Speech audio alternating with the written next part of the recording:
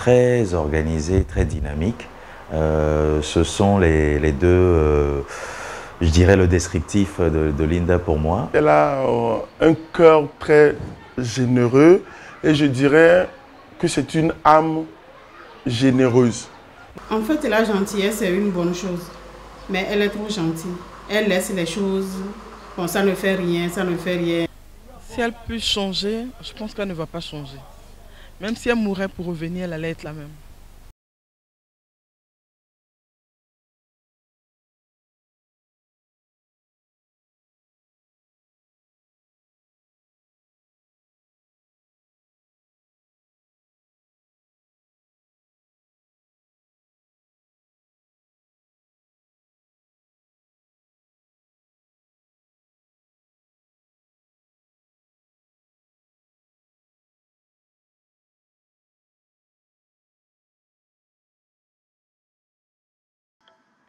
Voici l'animatrice principale de la soirée, Linda Aweso.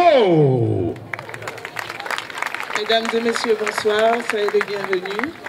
Le festival Elima, ça fait une semaine qu'on a commencé et nous sommes très heureux de vous avoir avec nous tous les soirs. Bonjour, je m'appelle Aweso Linda, alias Elima. Je suis mère de 3 enfants. J'ai 38 ans et je suis aussi la promotrice du festival Elima. Ça fait 8 ans qu'on s'exerce à cet exercice du festival Elima. Et c'était un tout petit bébé qui a commencé à grandir maintenant. Et nous arrivons à des choses un peu plus intéressantes avec beaucoup de difficultés sur notre parcours, mais toujours cette joie et cette envie de vaincre et d'aller encore plus loin. Mesdames et messieurs les stylistes et créateurs de mode, mesdames et messieurs les exposants, mesdames et messieurs les journalistes de la presse nationale et internationale, chers mannequins, mesdames et messieurs, chers invités, permettez-moi de vous souhaiter la cordiale bienvenue à cette cérémonie d'ouverture de l'acte 4 du festival Elima. Nous voici comme promis au rendez-vous de notre festival international de la mode à Lomé. J'ai beaucoup de plaisir à l'invitation de Linda Aweso et de la marque Elima, je veux dire. J'ai eu cette invitation, je suis venu avec beaucoup de plaisir pour participer à cet événement de mode inédit qui sort la mode dans des salles UP pour la transporter, n'est-ce pas, dans la rue. On a décidé d'emmener la mode vers le public parce que la mode c'est toujours quelque chose de mystérieux comme ça et puis tout le monde se dit à la maison que c'est pour les riches, c'est pas pour nous. Et cette fois-ci on veut montrer aux gens qu'ils s'habillent tous les jours, leurs enfants s'habillent, même pour aller à l'école tout le monde s'habille. Donc ça veut dire qu'on fait tous partie d'une même industrie et il faudrait marginaliser un peu pour que tout le monde puisse avoir accès à la mode. C'est pour ça qu'on a choisi de faire des défilés dans la rue, pour que tous les curieux puissent s'arrêter et se dire « Ah, nous aussi, nous avons droit à un beau spectacle. » Et pourquoi pas un jour porter des vêtements comme ça.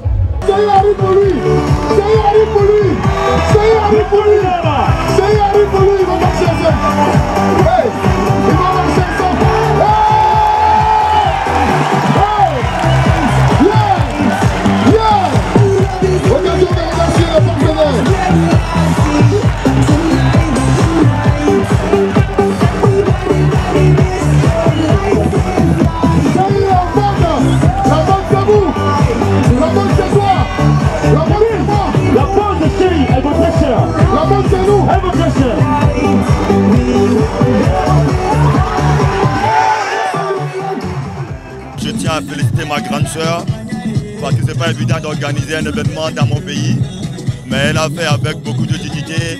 Elle a pris l'initiative d'organiser ça, donc je suis bon, quand elle m'a invité, je lui ai tout de suite dit oui, comme quoi le Togo nous appartient, l'Afrique nous appartient, donc c'est à nous de tout faire, de rendre notre continent le plus heureux possible. Et je pense que bon, c'est ma première soirée, j'ai pris du plaisir, j'ai donné du plaisir et il faudra soutenir tout ce qui est la mode. J'adore la mode, donc j'en fais partie et je serai toujours au milieu de la mode. Nous devons croire dans les talents togolais, les talents des jeunes, parce que vous voyez, un événement comme cela ce n'est pas de l'étranger que cela a été monté. L'idée, le concept est venu d'une jeune Togolaise, c'est quand même la 4e édition. Et aujourd'hui, on voit qu'elle arrive à faire venir des stylistes des pays étrangers, des gens viennent de très loin pour participer à l'événement. J'ose espérer que le festival Elima va devenir un rendez-vous annuel de la mode africaine et que ça se passera toujours au Togo.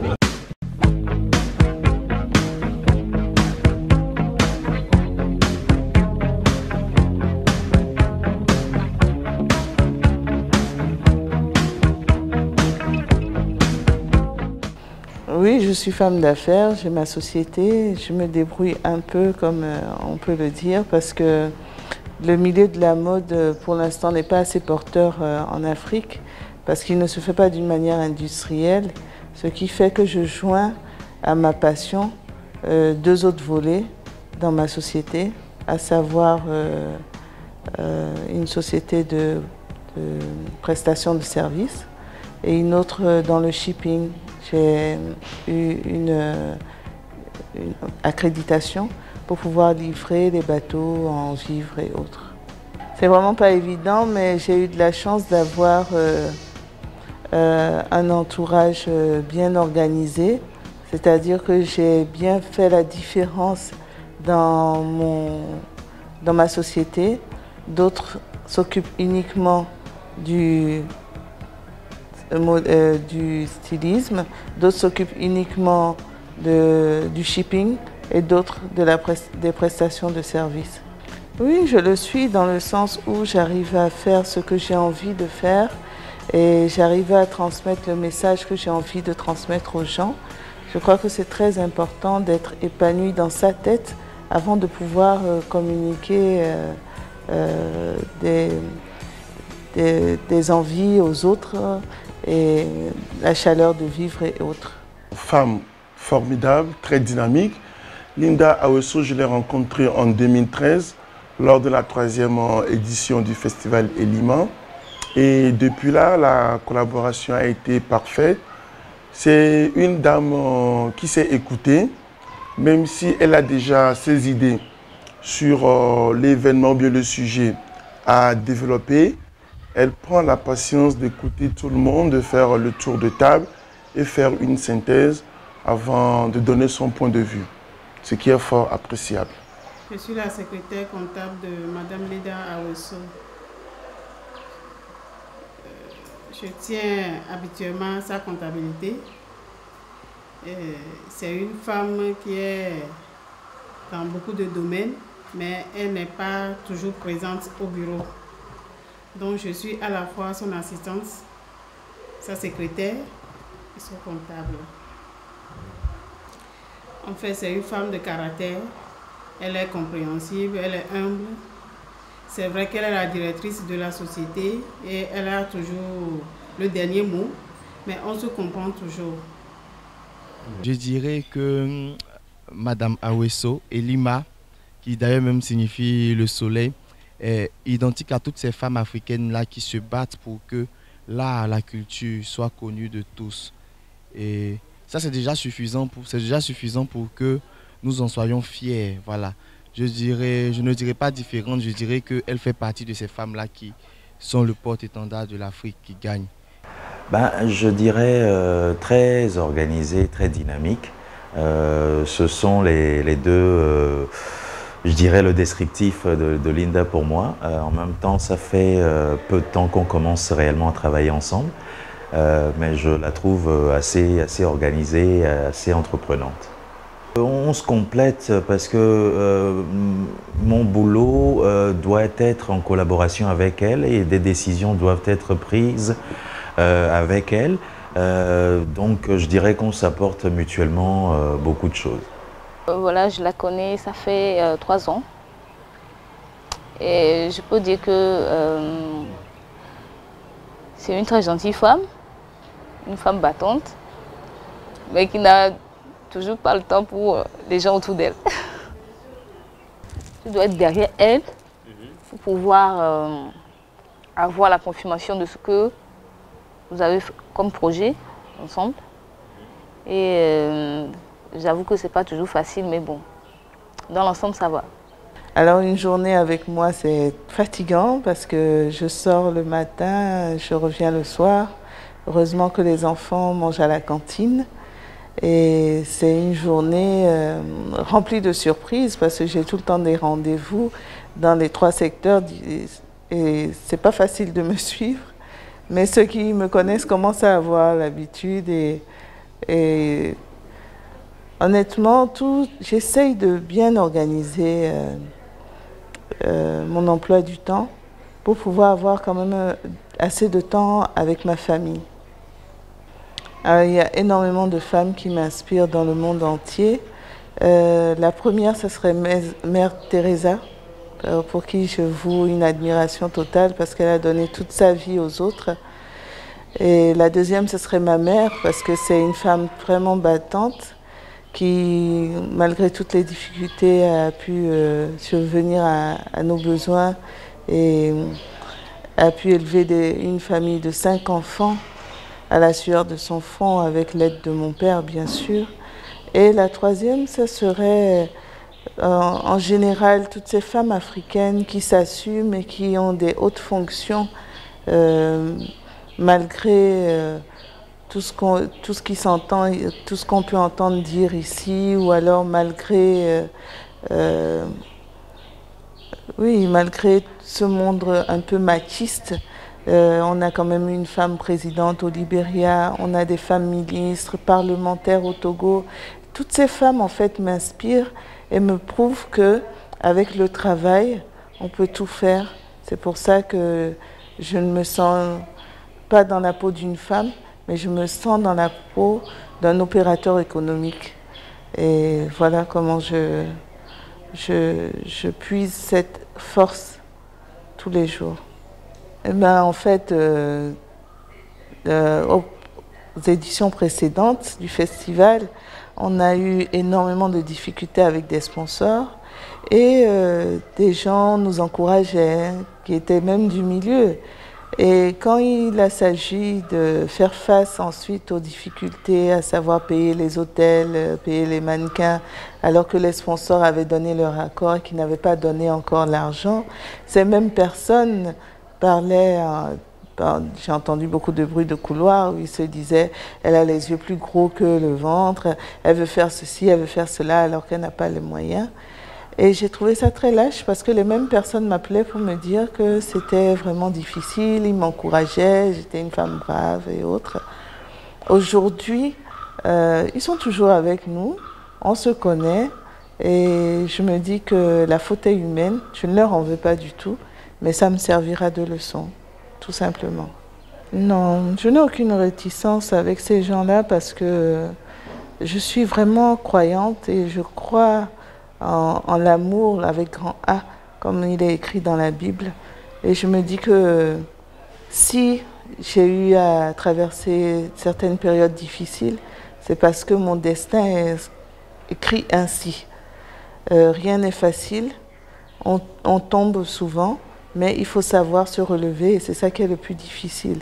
D'avoir ces gens autour de moi, c'est plutôt une preuve de l'existence de Dieu, parce que ça veut dire que malgré ce qu'ils m'auraient souhaité, ou alors malgré ce qu'on a traversé, je me dis enfin on est arrivé à ça. L'erreur est humaine, je me répète, et je suis heureuse de pouvoir les avoir autour de moi, parce que quelque part maintenant ils ont la preuve de mon savoir-faire et de ma détermination. Donc maintenant, ils m'encouragent visiblement avec beaucoup de sympathie et je les accueille tels que.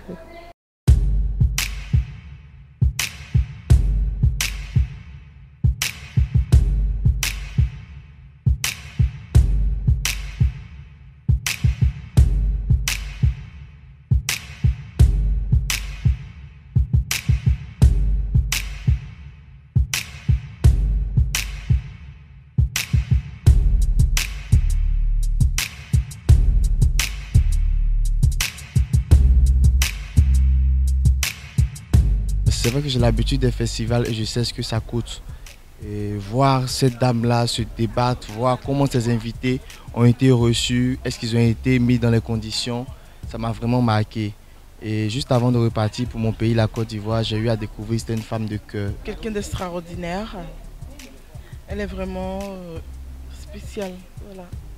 Unique quoi, qui aime son prochain,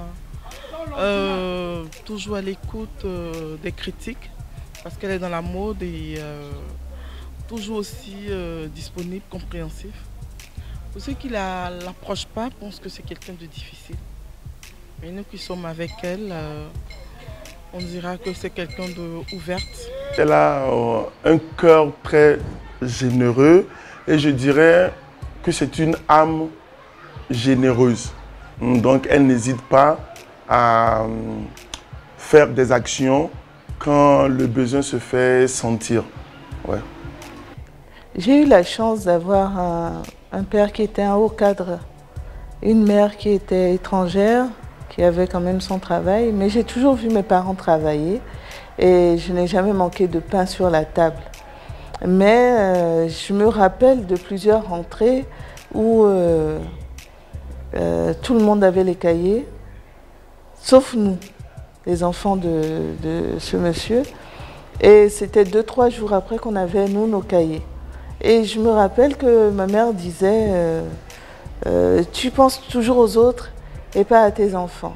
Alors que mon père, venant d'un village et étant le cadre qui était le plus connu de son village, avait la charge d'aider les autres.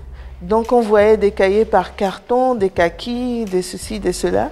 Et puis un jour on ne voyait plus rien parce qu'il avait tout distribué et il n'en avait même pas assez. Donc après, ma mère devait refaire des achats pour nous et ça m'avait marqué. Ensuite nous sommes partis en France parce que ma mère était malade. Et une fois qu'elle est repartie en France, c'est des services, des religieux et autres qui nous ont vraiment aidés. Et puis j'ai toujours vu cette chaîne de solidarité comme ça.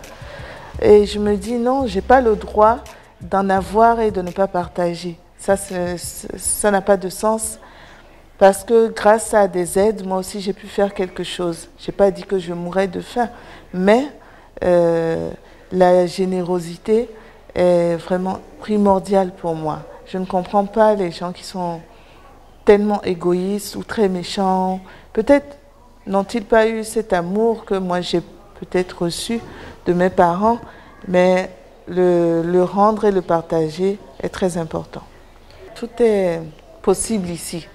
Les gens souvent se disent que je calcule avant de faire, ou bien j'en ai trop, ou bien je ne sais quoi d'autre. Alors que ce n'est pas du tout le cas. Je préfère en avoir peu dans ma poche et voir les gens heureux autour de moi que de tout garder pour moi et de voir des gens frustrés. Donc ceux qui viennent vers moi avec cette ambition-là de profiter de moi et autres, quand j'en ai, je leur donne, mais je les connais. Et je sais aussi quelles sont leurs limites. C'est-à-dire que ce sont des gens très limités qui demain reviendront encore et encore et encore. Je me dis qu'ils ont peut-être des besoins, mais je leur fais savoir que je sais aussi qu'ils sont un peu des saprofites, comme on dit, ou alors des gens mal intentionnés. Mais il n'y a pas de problème, le monde est fait de tout et il faut le vivre comme tel. Ils en font trop, ça m'embêterait si je ne les connaissais pas, si je ne les avais pas localisés. Donc quand il y a des choses très importantes et très sérieuses, je ne les associe pas. L'essentiel, c'est de connaître son entourage.